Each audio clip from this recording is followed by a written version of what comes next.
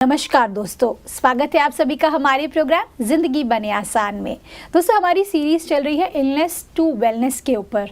हम आज जानेंगे कि किस तरह से हमारा जो माइंड है ये किस तरह से हमें हेल्प करता है हीलिंग प्रोसेस में किसी भी बीमारी के लिए।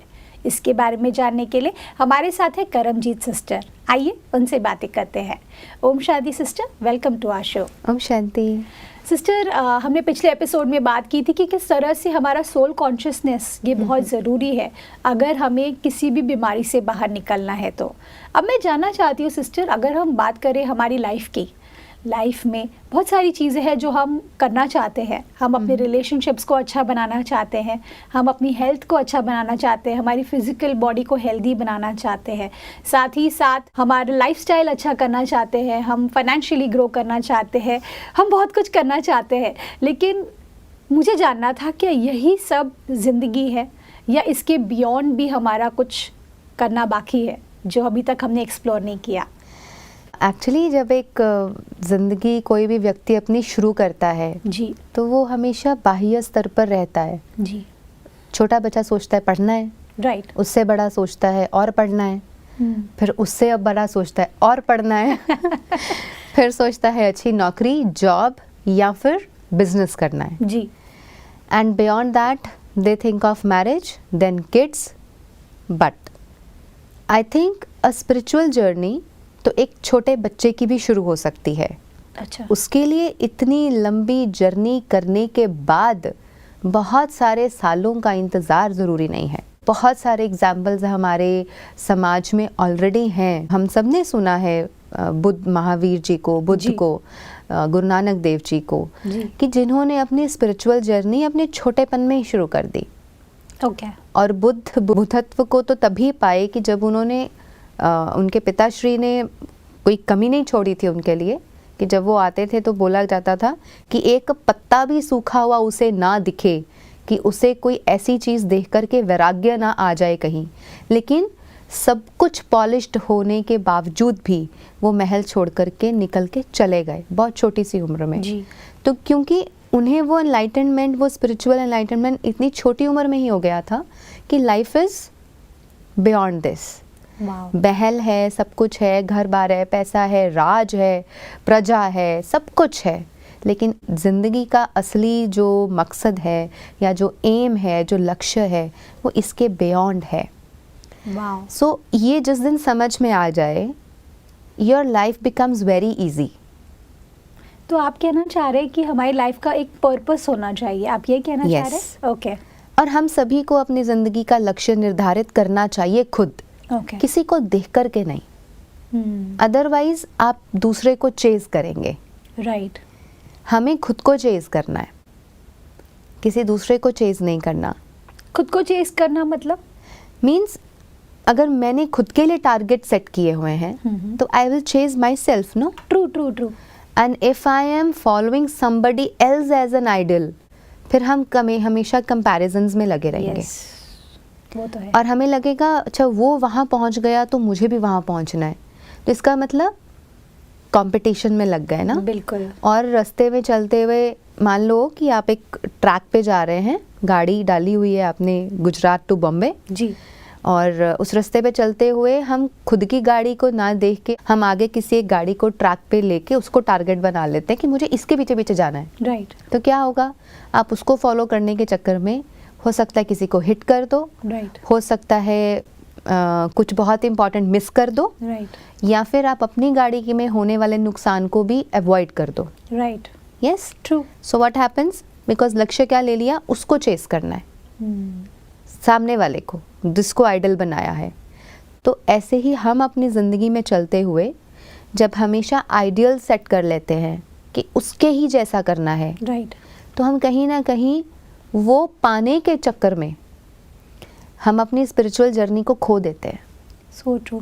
सिस्टर, यहाँ पर एक और सवाल आता है कि जब हम ऐसा कुछ गोल सेट करते हैं कि भाई मुझे उनकी तरह बनना है, या फिर उनको एज एन इंस्पिरेशन लेते हैं या फिर एज अ आइडियल लेते हैं, तो उस जर्नी में कई बार हम ब्रेक डाउन भी हो जाते हैं क्योंकि हमें लगता है कि हम उनकी तरह बन नहीं पाए Yes. या बन नहीं पा रहे।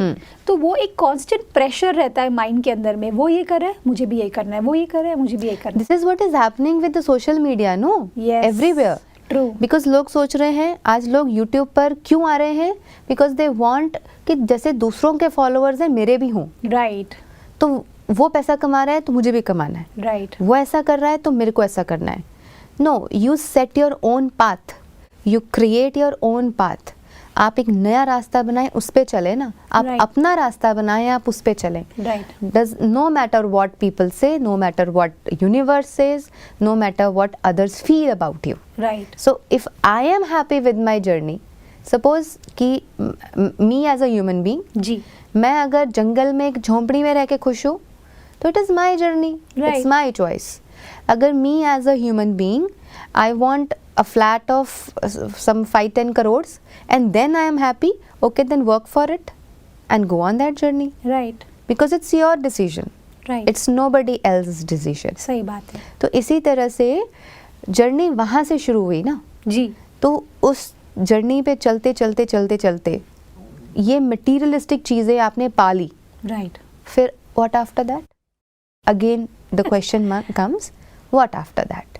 बिल्कुल तो जो हम बुद्ध की एग्जांपल ले रहे थे, जी तो लॉर्ड बुद्धा का क्या एग्जांपल लिया कि he had everything but he left everything, क्योंकि उन्हें ये समझ में आ गया था कि ये सारी चीज़ें सिर्फ भौतिक हैं, ज़िंदगी का असली मकसद या असली जो लक्ष्य है वो तो इससे कहीं पार है। राइट यू कैन से 99% इस सृष्टि पर मेजॉरिटी लोग अपने 60s 70s में पहुंचने के बाद स्पिरिचुअल जर्नी को शुरू करने की सोचते हैं। राइट सिस्टर, मेजॉरिटी ऑफ लोग इसीलिए शायद स्पिरिचुअलिटी को अपनाने से डरते हैं क्योंकि उन्हें लगता है कि स्पिरिचुअलिटी बहुत ही डिफ़िकल्ट पाथ है और उसमें सब कुछ छोड़ना पड़ता है और बहुत त्याग करना पड़ता है, तपस्या करनी पड़ती है। और मैं कहूँ तो मैंने ये कई बार क्वेश्चंस देखे हैं, मैंने हमारे दर्शकों के, वो कई बार कहते हैं कि स्पिरिचुअल पाथ जो है ना वो एक अल्टीमेट गोल है लाइफ का, लेकिन जब हम सब कुछ कर लेंगे तब हम उस अल्टीमेट गोल की तरफ आगे बढ़ेंगे। इसके Yes. बारे में आपका क्या कहना है? इसके बारे में ब्यूटीफुली मैं ये कोट करना चाहूँगी कि ज़िंदगी में उसको अपने सफ़र पे लेके आइए, ना कि उसको एक अल्टीमेट गोल बनाइए। Oh wow, yes, it is a goal of a human life. Right एक ह्यूमन लाइफ का गोल पैसा कमाना या रिप्रोड्यूस योर और नेक्स्ट जनरेशन, या फिर सिर्फ हेल्थ को अच्छा रखना या अपने परिवार को खुश रखना या कमाना, सिर्फ इतना ही नहीं है जी। ये और भी स्पीशीज़ कर रही हैं। एक मानव का, एक मनुष्य का, या हम कहें कि जीवात्मा का, इस बॉडी में रहते हुए जो अल्टीमेट गोल है वो है कैवल्य, या हम उसे कहें परमात्मा से कनेक्ट होना। ओके, कैवल्य। या Okay. परमात्मा से कनेक्ट होना, एकांत में रह करके, एकांतवासी होके ईश्वर की प्राप्ति या परमात्मा से वो डिवाइन कनेक्शन बिल्ड करना। जी बट हम ये कहते हैं इन ब्रह्मा कुमारीज ऑल्सो कि why not we adopt it as a journey, right कि जिस चीज़ को आप 50-60 साल बाद करोगे जाके, उसको समझ करके अगर आज ही करना शुरू कर दें, then how beautiful your life will be. मुझे ये पूछना था सिस्टर कि अगर हम इस पाथ पर जाते हैं, स्पिरिचुअलिटी के पाथ को समझने की भी कोशिश करते हैं, फर्स्ट स्टेप भी उठाते हैं, अगर हमारे दर्शक में से कोई, तो उसके साथ में उनकी नॉर्मल लाइफ भी चल रही होगी साइमल्टेनियसली? ऑफ कोर्स, नहीं तो हम सारे जंगल में मिलेंगे। ओके जी जी जी। सो लेट अस, इस मिथ को तोड़ना ज़रूरी है। Yes, Spirituality does not mean living in jungles and leaving everything and then going to the jungles. Okay spirituality, आध्यात्मिकता, त्याग, इसका मतलब ये नहीं है कि आप सब कुछ छोड़ छाड़ कर और कमंडल उठा के और धोती पहन के आप जंगल में जाके बैठ जाओ। जी, ऐसा लाखों करोड़ों में कोई एक ही करता है, राइट जिसको बहुत ज़्यादा वैराग्य आ जाता है सृष्टि से। जी, लेकिन अगर हम उस वैराग्य की बात करते हैं तो आप अपनी नॉर्मल लाइफ नहीं जी पाएंगे। This is why I said कि as a human being, as an individual, मुझे खुद से सवाल पूछ के अपनी ज़िंदगी का लक्ष्य निर्धारित करना है। Yes, if somebody wants to be in celibacy, go on. If you want to be in jungle as a sannyasi, go on. If you want to create your family, go on. If you want to run a business, go on. If you want to serve the society and as an NGO, go on. So हमारा लक्ष्य अंतिम क्या है?